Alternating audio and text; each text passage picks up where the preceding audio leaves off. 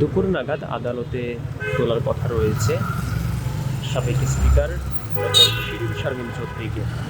আপনাদেরকে জানিয়ে রাখি, এখন ডিবি কার্যালয়ে অবস্থান করছেন, ডিবি হেফাজতে আছেন সাবেক স্পিকার এবং আওয়ামী লীগ সময়ের সাবেক এমপি রংপুর 6 আসনের শিরিন শারমিন চৌধুরী।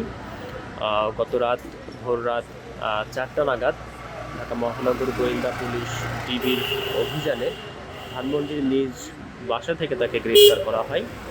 এরপর থেকে এখন পর্যন্ত ডিবি কার্যালয়ে আছেন এবং আমরা অপেক্ষায় আছি তাকে কখন আদালতে তোলা হয় এবং সেই বিষয়টি জানানোর জন্য। এবং জানিয়ে রাখি যে জুলাই গণ অভ্যুত্থানের মামলা আগে থেকেই তিনি সহ আরও 17 জনের নামে একসাথে মামলা হয়েছিল 24 সালে, এবং আজকে আসলে কোন মামলায় বা কী কারণে তাকে গ্রেফতার করা হয়েছে সেই বিষয়টা এখনও জানানো হয়নি।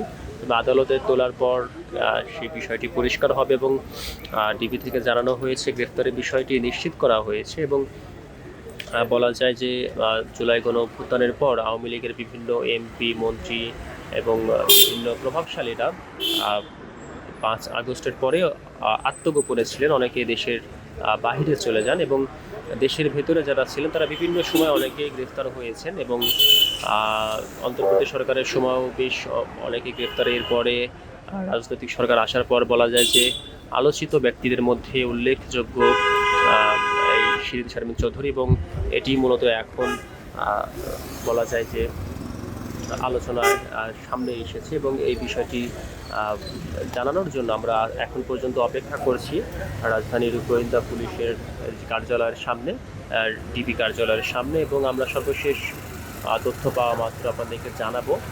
এবং একুশে টেলিভিশনের লাইভে আমরা সেই বিষয়টি ইতিমধ্যে জানিয়েছি।